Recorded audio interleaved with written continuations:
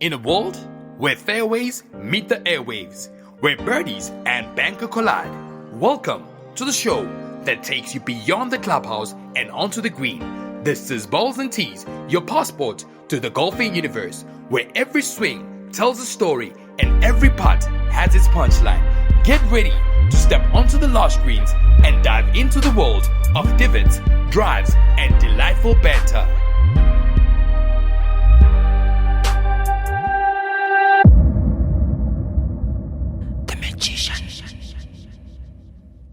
All right, ladies and gentlemen, it's the one and only magician, Tony As you know, I'm a classic man, a boy with a lot of flair. I'm out here at Encore Restaurant and Champagne Lounge, and I have to say it feels so good to be here. Winter is over, and then we are into the season of winds. Please make sure that you've got your allergies because a lot of people are going to get sick. It's a change of season. Pollen will be all over the air, and I just need you guys to stay healthy and continue playing golf with me. As you know, this is the 19th Hole Chronicles with the one and only Tony Tone from Balls and Tees. And we're going to have a lot of fun today. I am joined by one of my guests who is a well-learned individual in the mining industry, a metallurgist by profession and a self-employed individual. So we've been chatting quite a lot of air, but I will definitely make sure that he reintroduces himself so that you guys can know who I am joined by. I nearly said who I'm actually in the honor of being in his company. So, ladies and gentlemen, may you please help me welcome Mr. Abri Moahi. Wow. Thanks, Tony. Moahi. Thank you very much. Thank you, Dad. Thanks for the invite. Mm-hmm. And afternoon, everyone. My name is Abri Moahi. Mm-hmm. I hail from a rural village in Mpumalanga. Mm-hmm. We are actually at the border of Limpopo, Gauteng, and Mpumalanga. A village by the trilogy. Yes. It's like a trans-frontier. Yeah. Similarly to certain corners of Kruger where you've got Mozambique, you've got South Africa and Zimbabwe. 100%. So our village is situated in a similar fashion. Mm-hmm. The village is called Panko. Mm-hmm. I was born, bred, raised there. Yeah.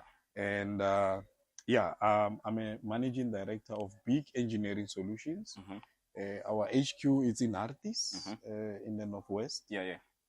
Strategically positioned Mm-hmm. in that area because 80% of our clients they are within the area. Yeah. And we are a steel fabricator. Mm-hmm. So we have got the capacity of pushing through over 20 tons of steel fabrication through our workshop. Sure. We've got just over 60 employees, Mm-hmm. and that's what we pride ourselves with, 100%. to say, let's strive to create much needed jobs in this struggling economy, 100%. where we've got the highest unemployment rate in the world. Yeah. So in our small corners, let's try to help where we can. Mm-hmm. Yeah, so that's me in a nutshell. No, awesome. Married Mm-hmm. with two beautiful daughters. Lovely. And it's a women's month, so hence I tried to get something pink. Oh, lovely. Yeah, I didn't read into it actually. Yes, to honor a lovely women's month, and coincidentally, it's also my mother's birthday. Unfortunately, she passed on 2016. She was 72 by then. Mm-hmm. Yes, so it's an honor to be here, and I really appreciate the invite. No. We are really honored, Mr. Mahi, and I have to say, it's quite interesting to see someone who's passionate about development as a whole, whether economic, whether it's social development. I've had a chat with you when we first met in Rustenburg Golf Course, and I could see the zeal and the drive in your eyes and what you projected through your voice to say, if we can do this as a nation, apart from just having fun and playing golf, if we can use golf as a tool to actually grow the nation and also within our respective industries, if we can go the little extra mile, we can change the world. So right now we've been chatting offline. I think we've said quite a lot of things offline, and I think our audience out there needs to hear some of the stuff that we discussed, because for me, as much as we are on the 19th hole and we're enjoying ourselves and we want to catch up about golf, I think it's always imperative for us as individuals to discuss some of the burning issues within the country. And hence why today I had to kidnap you or hijack you and say, Mr. Mahi, I need you, please, because you are well vested in understanding the socio-economic factors that affect both local and national government, as well as from an international sphere. So I just want to say once again, thank you, thank you, thank you. Thank you, And thank you to your family for allowing you to join us on a Sunday. Sunday it's a very beautiful day to spend with your family. And I believe everyone out there would share the very same sentiment. So for you to steal your time and come and join us out here at Encore, I want to say thank you. And I believe we're going to have a very interesting chat. So, ladies and gentlemen, as you know, this is the 19th Hole Chronicles by Balls and Tees in association with Encore. Encore has given us the home. It's a beautiful place. And I just want to say today, you will know the truth about golf. You will know the truth about the economy. All right? So, Ntademar, my leader. You've played golf for quite some time. yeah. Right? Maybe not as long as you would have liked to, but I think the most important thing is just to say, in your space, a family man, a father, a boss to those working under you, and as an individual, right? When it comes to time management, how crucial is it in your life, in your setting? Look, it's actually not a challenge, but exciting, because time management teaches you to be more responsible and to manage yourself better. Remember, if you cannot manage yourself as an individual, how would you be able to manage the third person? That's true. So it's you only have 24 hours in a day, and you need to rest well so that you have energized to take on the tasks of the following day. That's true. But you cannot achieve that if you don't plan properly. So you need to plan properly to say, in my day, tomorrow it's Monday, where am I starting? What are the low-hanging fruits? What are the challenges? How do I plan my entire week?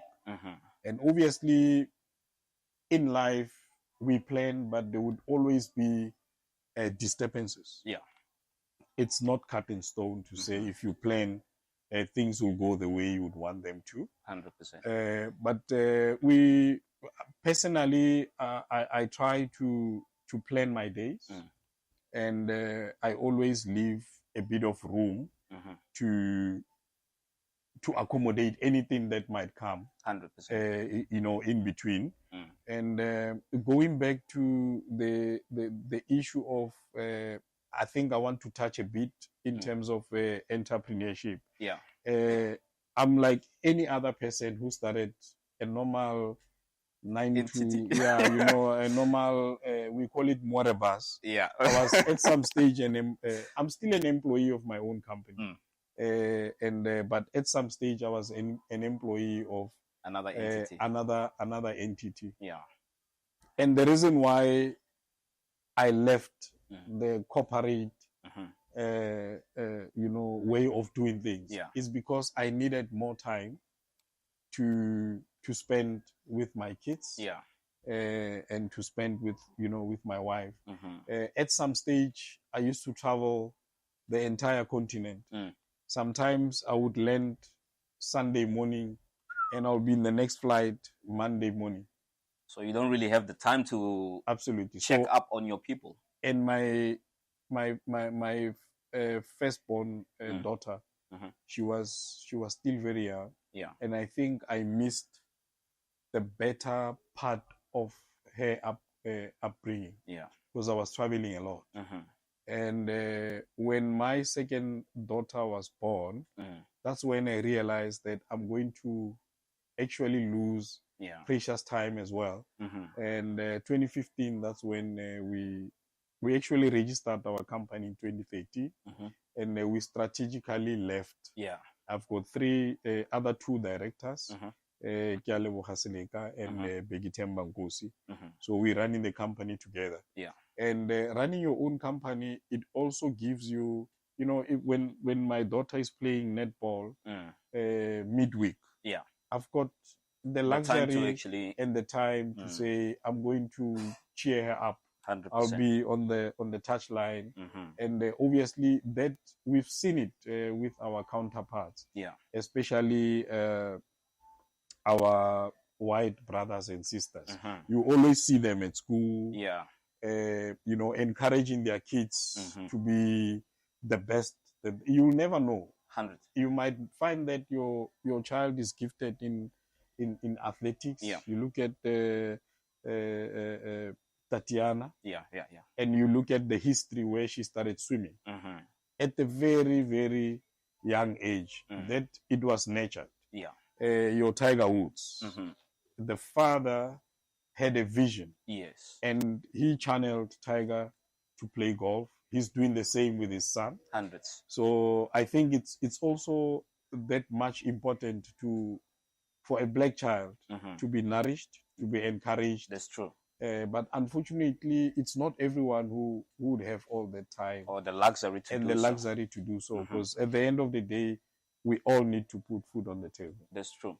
And I like the fact that you sacrifice something with a bigger picture to say that I need to start investing my time in something that's very close to my heart. Because if we are to be truly honest and vague, being in the corporate space, you work, yes, you put in your efforts and all of those things, but at the end of the day, the people you live with are the only people who would actually miss you the most should anything happen to you. And the time lost cannot be regained, especially in that space. Like you said, you missed the early ages of your daughter's life, and that's when you had a light bulb moment to say, now I need to make changes in my life. But with that being said, I just want to find out from a self-employed individual's point of view, how difficult was it, or what kind of sacrifices did you have to make to actually say, okay, today, on this particular day, or in the near future, I'm going to have to leave this position and go into a space where you're probably new to that space. You don't know what's to come, but you've got the faith to say, whatever it is I do, I will do 100% to make sure that this thing goes on forever. How difficult was that? It was really a difficult decision to make. But I always tell myself that I'm free. I'm not incarcerated. I'm not in jail. I'm living in a free society. And if I go out there and it fails, I have the relevant qualifications. I've got the right skills to go back to corporate. And but that was right in the back of my mind. When we focused on starting our own company, we never thought of any negativity. We never thought of failure. We were just focused on making it a success. It didn't go as much as we wanted it to go in the beginning. Obviously, because of we're living from corporate, we had to sell some of the shares that we had and pension money that we had and invested in the company. So we had a little bit of a cushion until that cushion dried up. And I think that's one of the biggest fears that people have to say, especially, I always say to people to say, if you're single, you've got the luxury to take all the risks. Yes. But the minute you become, or there's people dependent on you, most especially your direct family, then the luxury to take certain risks falls away, because you're not just thinking about yourself. You need to think about 2-3 additional mouths to feed. You need to think about that shelter. You need to think about their mental well-being, because I believe that if there's changes in the monetary aspects of the family, then certain people are not mentally strong to actually go through it like others, right? So I think for you to mention that, it just clicked in my mind to say, sure, that must have been one of the most difficult times or decisions that you had to make. Yeah, at some stage would divide the bonds. It's 3 directors. Yeah. We had 1 administrator. It was only the 4 of us. Payroll 4. Yeah. So when cash flow is pretty much low, we'll make sure that the administrator is paid. 100%. And amongst the 3, whose bond are we paying this month? You understand? But going back to the impact of failure or the impact of challenges, the very same people that you are fending for, tend them to become your motivator. And you tell yourself, I'm going to make sure that my family won't go to bed with an empty stomach. That's true. You understand? Yeah. So you turn that into a positivity to say, I'm going to do everything in my power to ensure that this thing is sustainable and it can give us the leverage. That's true. To even spend more time with them. In the beginning, yes, we worked, I don't know, 18 hours a day. Yes. But now we're still working. We still have lots of management meetings. That's true. A lot of traveling. Moreover, now that our focus is in the DRC, lovely. Everyone is going there, and we also want to explore whether we can't give products and services in the booming copper cobalt environment. So I think let's utilize the very same people that we are trying to protect to become our motivators. That's true. And I think that's what made us to survive. Also, I was not in it as an individual. I've got 2 brilliant partners. Hundreds. In the beginning, we were just colleagues working for the same company. And then we all started our own company. We became partners, directors. But over time, it develops into becoming brothers, hundreds. Family. When the guys are traveling, they don't mind to leave their kids in my house with my family. So it has developed to that extent. So your support structure, it's also critical when you are now taking that level of risk.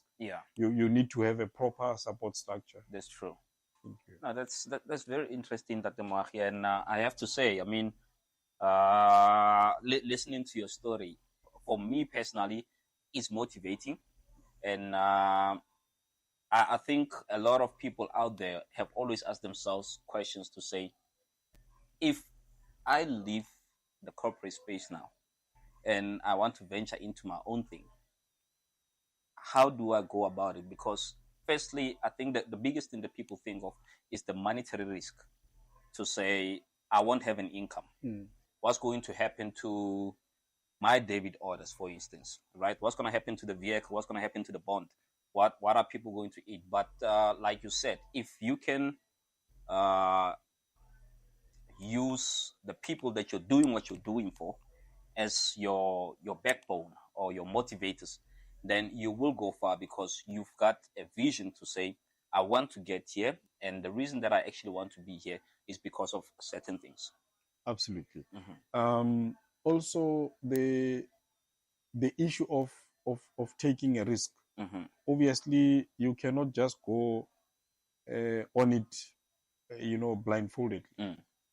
It goes back to planning. Hundreds. Obviously, at some stage, you need to downscale. I used to have a nice motorbike. At some stage, I had to sell that motorbike.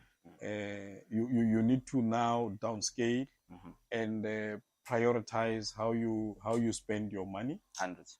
while you are still building. Yes. And it doesn't mean that when the company grows, there won't be financial challenges. We just came out of COVID. We've lost a couple of employees. We're over 80 at that time. Yeah. And then after COVID, we downscaled to below 40. That's more than 50% downscale. And we struggled. And we had to rebuild. Yeah. From, from a 50% downscale, we had to rebuild, given the challenges that we were exposed to. So literally, at the end of the day, what I'm trying to say is, even if you are trying to take a risk, a risk will always remain a risk. Yeah. No matter how calculated no matter how calculated it is, you need to master the art of managing that risk.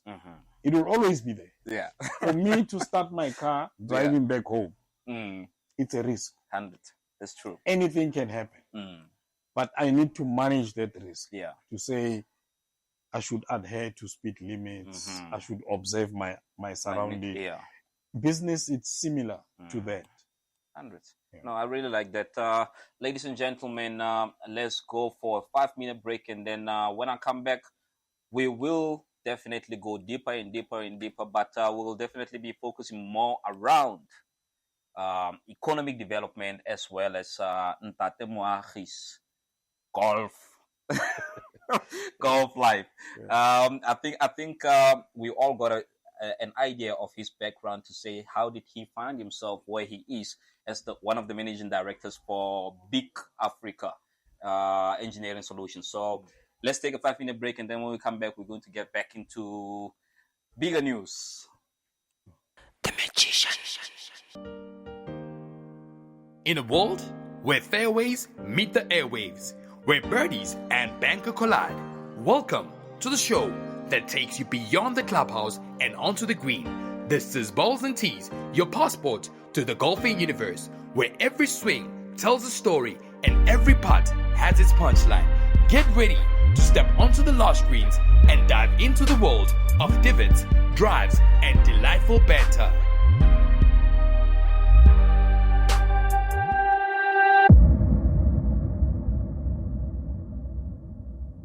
Ladies and gentlemen, welcome back to the one and only 19th Hole Chronicles. This is the one and only Tony Tone, the Magician, as you already know.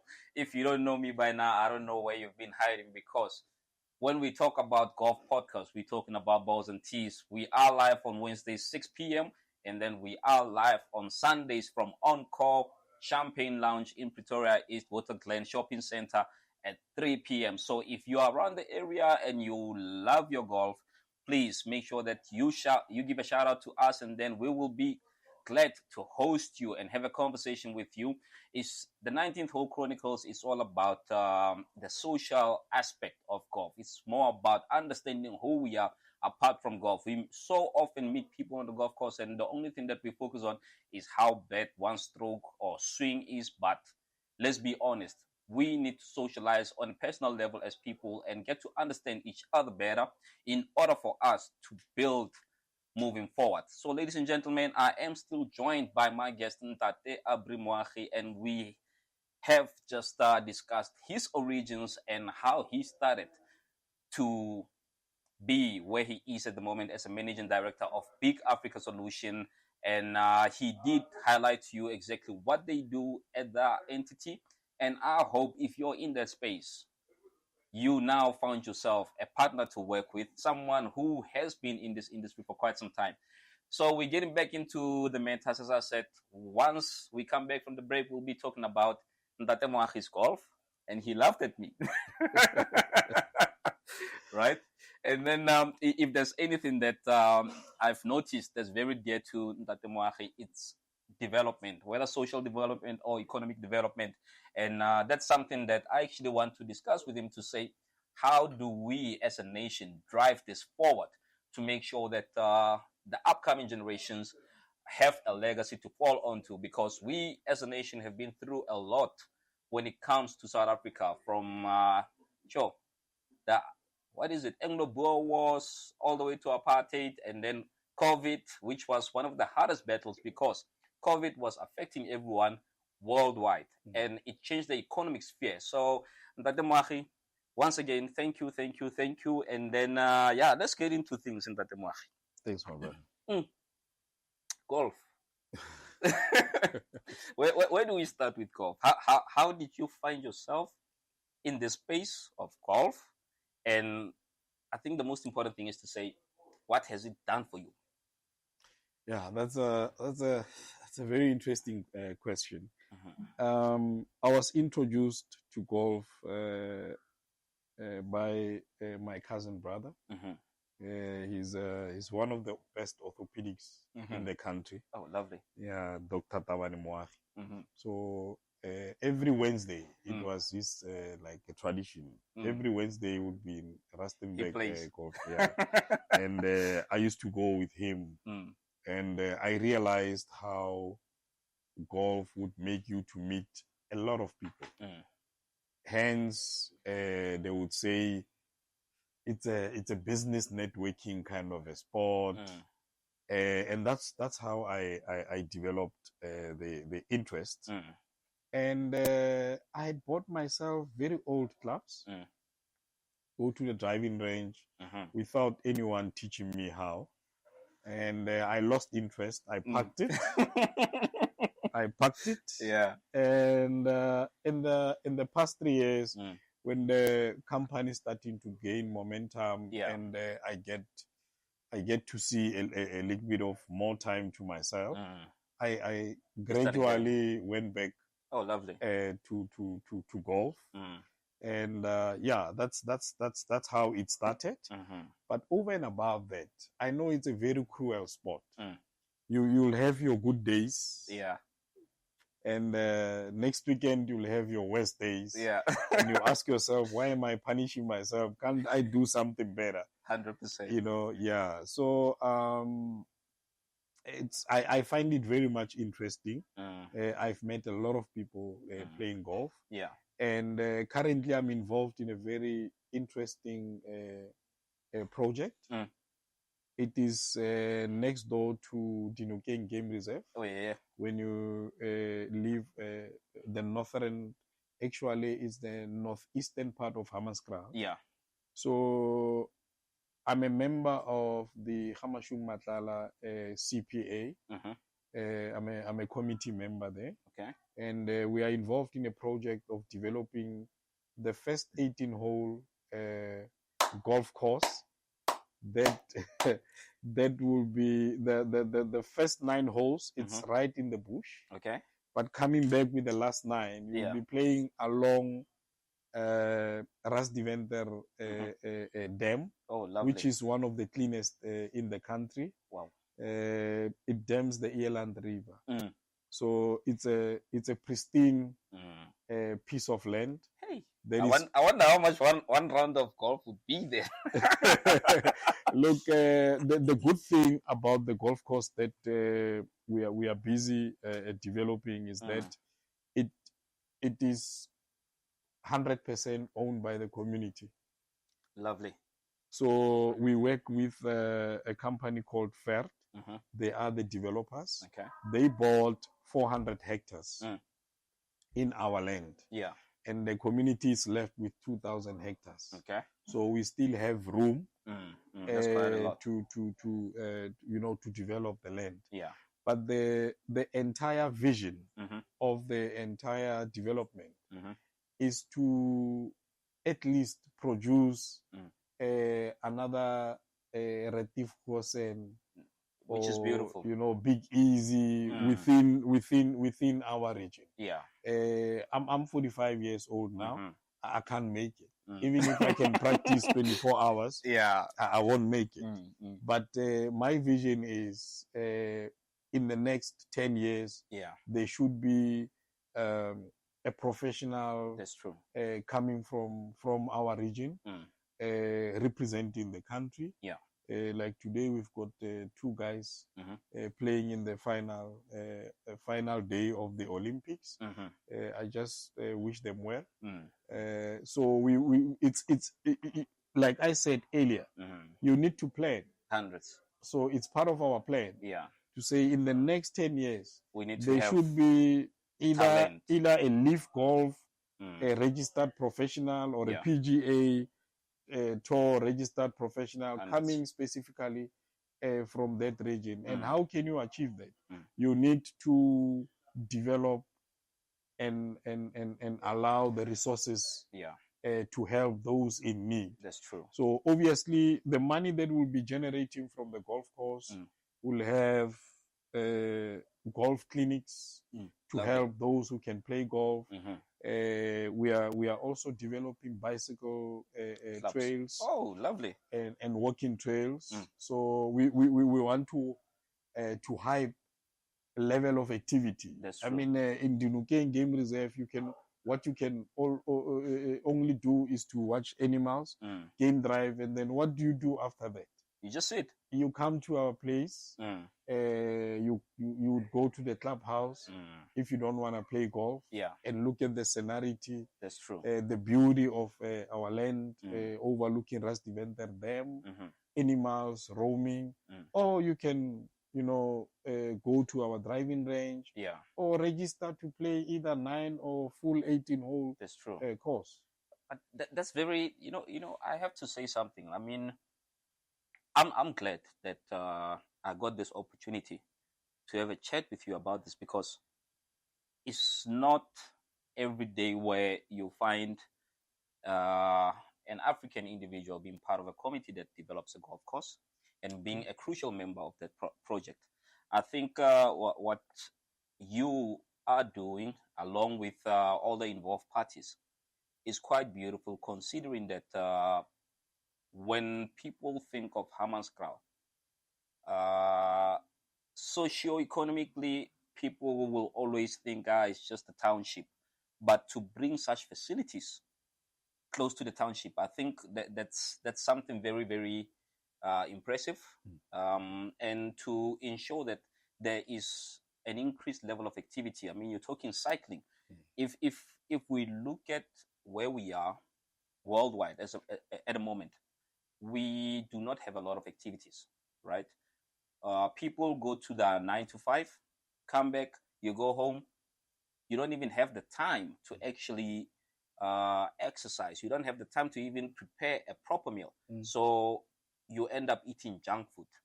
You end up doing all the wrong things that will harm you. So for you guys to actually visualize it in a way to say that we want to increase activity, you're not just developing that infrastructure for the sake of saying, no, we are doing something for the community, but you're also helping save people's lives, and you're also creating a culture of being active. Absolutely. So I just want to say my hat goes off to you. No, thank you. I applaud you, and I applaud everyone who's involved in the development thereof. Now, sure, I believe that after the development is done, you'll be playing golf almost twice a week. Yeah, we'll try to do that. But at the end of the day, we would want to. I tell people that we want to create our own Orania. We want to create our own economy. Yeah. I would be glad to see that we can cut unemployment by 60% in our area. 100%. That's our aim. Yeah. And at the end of the day, if we can achieve that, I'll be the happiest man. I'll also be happy. I don't want to because changing people's life, it's quite fulfilling. Yeah. There is no price that can pay for that fulfillment. 100%. And that's what we are actually striving to achieve at the end of the day. Yeah.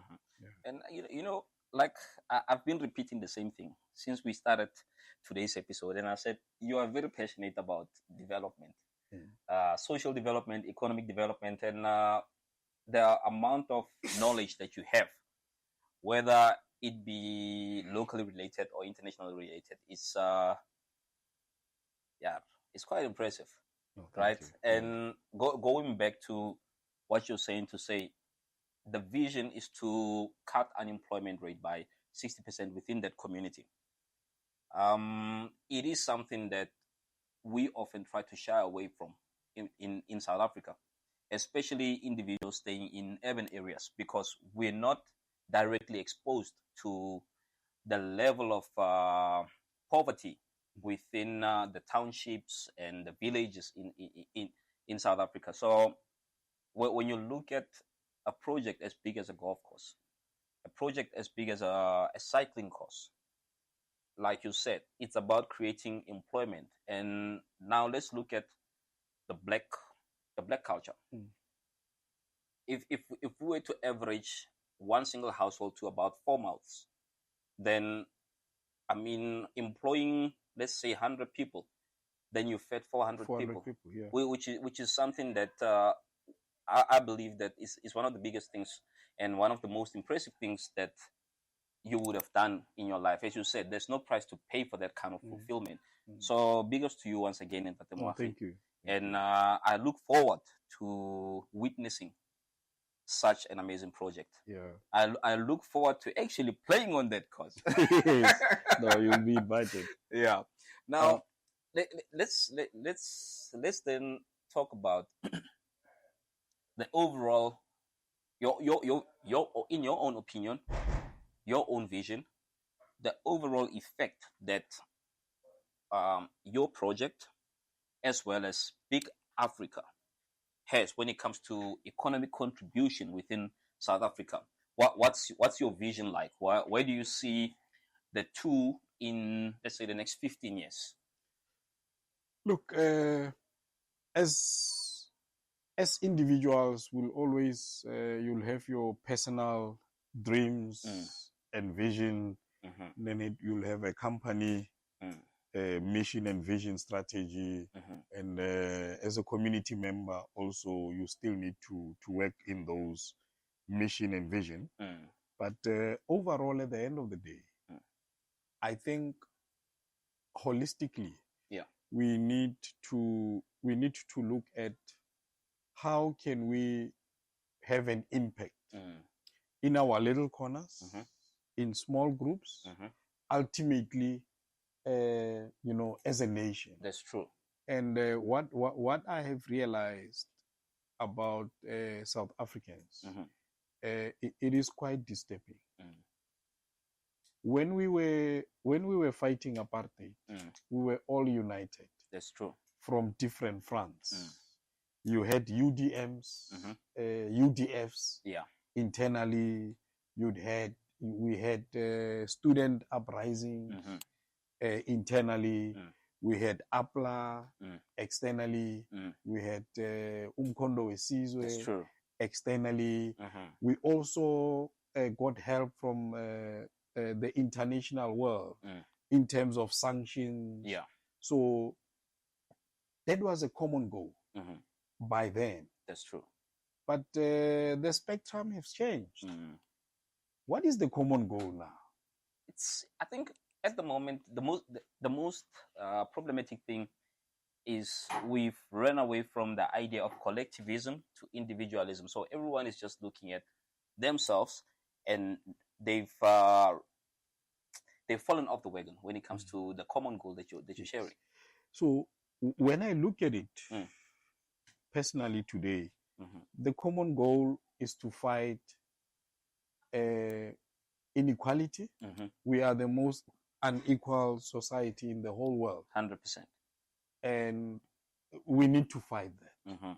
Unemployment causes inequality. That's true. Because if you are unemployed, you don't know what you're going to eat at the end of the day. But if you get employed, the first thing that you would buy, you would make sure that you are comfortable within your skin. You buy clothes, and then you would buy groceries to feed yourself and your family. Those are the two major challenges that I see as a nation. We are not united. And I agree with you. In our comfort zones, we are okay. But it still affects you when you drive out of your driveway on the streets There's a high level of hijackings. There's a high level of car jamming. Yeah. It still affects you. That's true. Whether you turn a blind eye or whatever. I mean, You're still part of it. You're still part of it. Yeah. I mean, gender-based violence. It's so high in this country. And we are not really digging deep to say what causes that. Some brothers are unemployed. That's true. They feel less of a man. Yeah. They are frustrated. They've got high level of stress. You know, and they end up doing things that they're not supposed that are inhumane. Yeah. That's so true. So we need to look at this challenge holistically to say, for instance, what is happening now in Nigeria? Yeah. The entire Nigerian nation, irrespective of their religious beliefs, beliefs and divisions. You've got half Muslims and you've got half Christians. Yeah. But currently, because of the cost of living, the levies that it was taken away from them in terms of their own oil, they're hitting into the streets. And the very same government, that was elected by them, it's fighting them. Yeah. So it is not only a South African phenomenon or a South African challenge. It's the entire African challenge. That's true. To say, for so many years, Africa is so rich, but why are we not developing? We are the biggest platinum producer in the whole world. Yeah. But also we are the West, when it comes to inequality. Then you ask yourself, and also there's this illusion that you've got the best constitution in the world. How do you put the two on the same sentence? Best constitution in the world, and the highest inequality in the world. True. I mean, really, you don't need to have a master's degree to understand simple stuff. That's true. I mean, it's straightforward. And I will never blame the government. I will blame South Africans. Yes. Citizenry. We are not active. Yeah. We are not active citizens. We're very ignorant as a nation. We are very much ignorant. Like I said earlier, low-hanging fruit. Yeah. Why are we not selling our platinum with our own currency? Why not? We are the biggest chrome producer in the world. Why are we not beneficiating at least 80% of that ore that is coming from South Africa? Because in that way, they will always need chrome. 100%. The difference is, at what stage do we allow them to buy it? We mine, we beneficiate, we add value. Yeah. The more you add value, the more expensive it becomes. That's true. And you're selling it with your own currency, it strengthens your currency. Your currency. That's true. Those are low-hanging fruits that we need to start looking at. But the fact that we are not united, at some stage, I looked at South Africans during our former president, Jacob Zuma, hashtag Zuma must fall. Yeah. It gained momentum. It gained, traction. Yeah. And statistically, if you look at Zuma must fall era and look at the unemployment percentage compared to today, to where we are today, we shouldn't be in our houses. We should be sleeping in what you call a union building. Yeah, that's very true. But due to propaganda and what we are fed in the media, we tend to lose focus. I would urge South Africans out there, let's open our eyes. Let us be active. That's true. Active citizenry. Let us, we must question. True. 100%. We must question decisions that are taken by our leaders. Yes. Across the board. I don't care from which political parties are they coming from. Yeah. But whatever decision that they make that will have an impact in our lives, we need to question. We need to question 100. it. And we should start teaching that in all the corners. in all the, the cycles of our lives. That's true. To say, let us be, intervenes wherever. Let's talk patriotism. Let's love our country. And if you love your own country, the decisions and your actions. 100. Like, if I love my country, I won't drink a can of a soft drink in my car and throw it out of the window. Yeah, that's true. That's patriotism. If I see it where I walk, I'll pick it up and put it in a bin.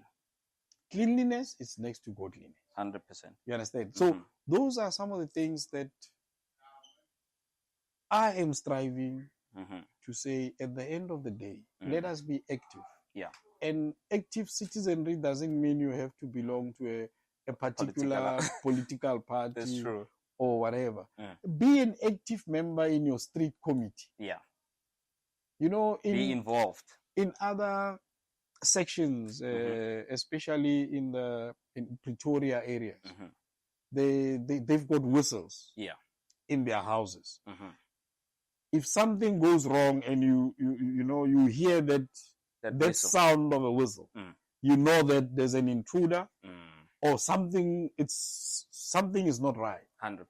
And community members from the streets, they start flocking into that house. You understand? Imagine if we can do that as a country. How far can we go? No, definitely. And I really like the fact that you pointed out a few things. One major one for me being not being involved enough. And it makes me raise a question in my head to say, things have changed. People have lost the essence of collectivism. People have lost the essence of fending for their own lives. And when I say this, I'm talking about just merely reading something constructive. Yes. And unfortunately, it's said that we are in an era where there's a lot of noise. And when I'm talking noise, I'm talking social media. So there's a lot of irrelevant information that's flocking the internet. And people have tended to turn a blind eye on what matters. And because we saw so much of a depressed nation, we've ran away to just looking at the entertainment side, which then takes away the essence of saying, what's happening? Like you said, the decisions being made, why can't we question them? Because I believe that as an individual, you're not just doing things for yourself. You need to do things that will last a lifetime. You need to do things that will become generational. So whatever political or constitutional decisions are being made at a higher level, why can't we just take a few minutes of our time a day and then just read up on what's happening worldwide, right? What's happening worldwide so that we can make better informed decisions, but not just for ourselves, for those coming behind us, because in essence, we won't live forever. Yes. But the country will always remain, and there'll be people coming afterwards whom we fought the battles for. But if we're not fighting with enough equipment being information and knowledge, then what's the cause? Absolutely. I fully agree with you, Tony, in terms of what are we feeding our nation with? During state capture, there was a company in the UK called Paul Pottinger. I don't know if I am pronouncing the name quite well. They confessed to say, we were paid to plant the white monopoly capital slogan and that's propaganda. That's true. Yeah, 100%. Well crafted, properly manufactured, and well executed. That's true. And what you are saying now with our social media, we are feeding our people with jokes. There's nothing wrong. Yeah. There are other people who have managed to make comedy their career. That's true. Your Trevor Noahs and other. But on a day-to-day, what's the point of laughing the entire afternoon, but tomorrow you don't know where you're going to work? Yes. Or you don't even know where you're going to sleep. Absolutely. So we active citizenry doesn't mean you have to have money, you have to play golf, or you have to rub shoulders with. Within your own street, let's have that frank conversations amongst ourselves regarding our future. 100. And slowly but surely it's gaining momentum. Yeah. You saw what happened in Kenya, where even a tax law was reversed by Ruto. You understand? Yeah. That's active citizenry in action. Yeah. But in South Africa, for example, I'll give a typical example. Inflation targeting has never worked. But it still continues. For the past 30 years. So if you keep on doing one and the same thing and expecting different results, that's madness. Absolutely. That's madness, yeah. Why are we not questioning that? Why are we not questioning that? I mean, the cost of living now, electricity went up, food basket price went up, everything is too expensive. Yeah. But why are we not questioning that? Why? No, that's true.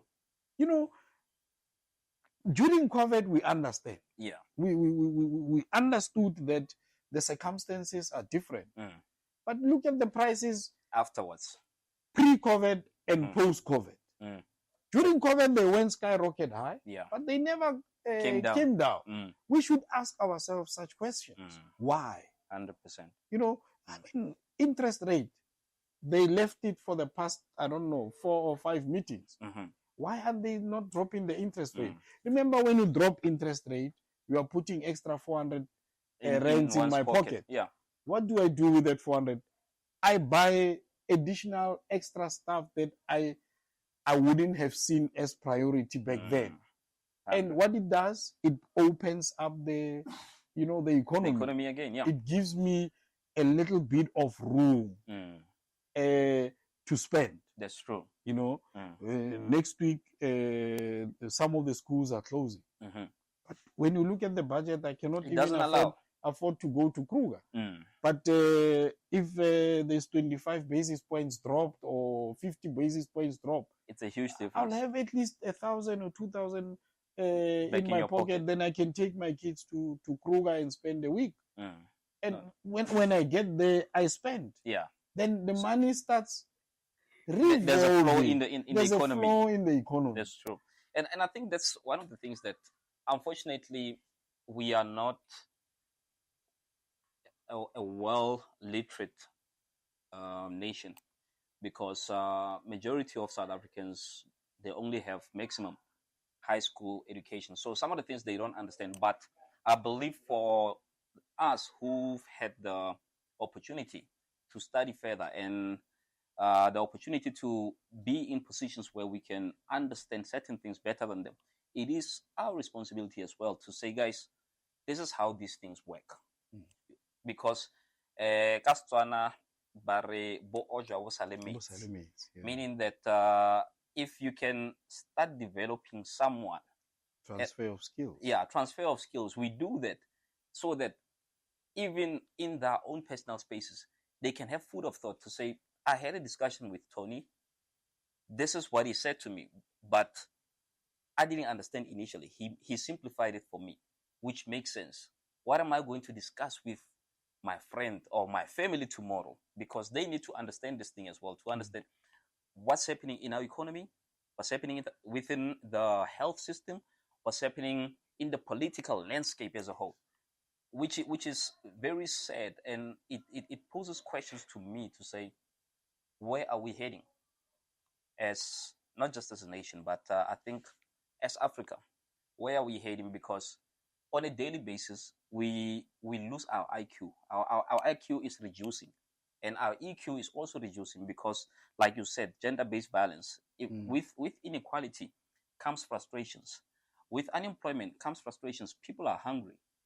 People, when they get hungry, the only resort for them is violence. Absolutely. Right? That's unfortunately, that's the action-reaction chain. And that's the reality. Just to come in there, Tony, Mm-hmm. We call it self-hate. Mm. And I'll give you an example. Mm-hmm. If you go to the United Arab Emirates, Mm-hmm. and I would love to encourage people out there to travel. Yeah. You don't need to sleep in a 5-star hotel. Mm-hmm. You can sleep in a bungalow. Yeah. Backpacking is the cheapest. Yeah. Backpacking, you pay in South African rents, you can pay 120 rents a night. That's nothing. You understand? Mm-hmm. And the more you travel the world, is the more you open up to different environments, different scenarios. If you go to the United Arab Emirates, extremely well controlled in terms of the influx of foreigners into their country. They don't have human capital themselves. Yes. But what they have mastered is to attract the best in the world to run their businesses. I'm not sure if the current CEO of Emirates is still the one that I knew. When they started upscaling Emirates, and they drove it to become one of the best in the world, but I think it lost the status. The CEO was a former CEO of British Airways, where Heathrow, in its heydays, used to be the biggest airport in the world. And Dubai Airport, when he left, he actually took skilled people who made Heathrow what it was back then to come and uplift Emirates. And now Emirates, it is engraved in each and every person's mind. That's true. You switch on TV, they are sponsoring. You watch tennis, they are sponsoring. Almost 80% of the sporting codes. But let me go back to my point. What they've mastered is they would know who is in their country and what they do in there. 100%. That's true. You should be employed. And when you get there, they also give you, it's like an ID. But it clearly defines your status and your purpose in that country. If I work there and I change address without letting the authorities, you are in trouble. Makes sense. You understand? Now they are tapping into human capital, human resources. They take a lot of people from India, Pakistan, Africa, globally. And obviously, they would attract the best. That's true. In Africa, when a learned Zimbabwean with masters in whatever category, when they come here, some they go through the fence due to whatever circumstances.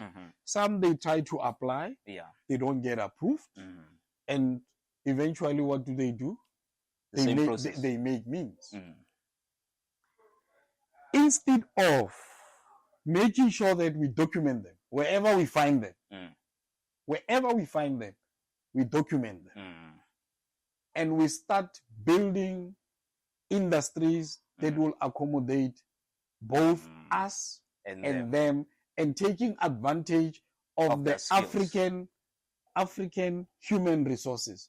We've got an abundance of human capital that we are not utilizing. Why? Instead of calling them names, let's document them. Let's tap into that resource and regulate this whole system. Yes, tap into that resource. Look at the deliveries now. How many South Africans do you know that are driving these delivery scooters? It's very minimal. Very 90% is our brothers from Zimbabwe, and they are doing it diligently, with pride. That's true. You will start with one scooter. In 2-3 years, that Zimbabwean would own 5 scooters. A fleet of scooters, A fleet of scooters. And what they would do, they won't hire you, or they won't go to Soshanguve and hire, a South African. Yeah. What they do, they go and recruit. They call home. They call home because we are not regulating. We've got porous borders. Then they come. That's true. I am saying it's good. Let's regulate them. Let's tap into that resource. Yeah. Human capital resource. We've got the highest human capital as Africa. Yeah. And we are the youngest continent in terms of age. Yeah. Why are we not taking advantage of that? Very true. Why are we complaining about other Africans coming to our country? Let's regulate them. Yeah. Let's regulate the system. Yes. Let's document them. Let's tap into that human resource capital. And use it to uplift the entire continent. Exactly. 100%. No. Well said, Ntate Moagi. And I just want to say once again, thank you. We have unfortunately reached the end of our show today. Sure. You know what? I've got a plan. Ladies and gentlemen, Mr. Moagi is an encyclopedia of knowledge, and I'd like to spend more time with him and get to understand. Like I said, he is very, very passionate when it comes to development, social development, economic development, and I believe that you've heard with your own eyes, own ears, and I just want to say, let's continue doing what we're doing. I'm signing out, the one and only magician, Tony Tone. I'm out here, Encore Champagne Lounge every single Sunday. If you're around the area, if you want to be part of my show, please make sure that you get in touch with us on our social media platforms. I would love to meet you, and I would love to have in-depth conversations with you about anything. So until Wednesday, when we meet on Wednesday, 6 p.m., I just want to say, please have a lovely weekend and help me say thank you to Ntate Moagi for honoring the invite and for blessing us with his grace and his wisdom. Ladies and gentlemen, up until I see you, I just want to share something with you again.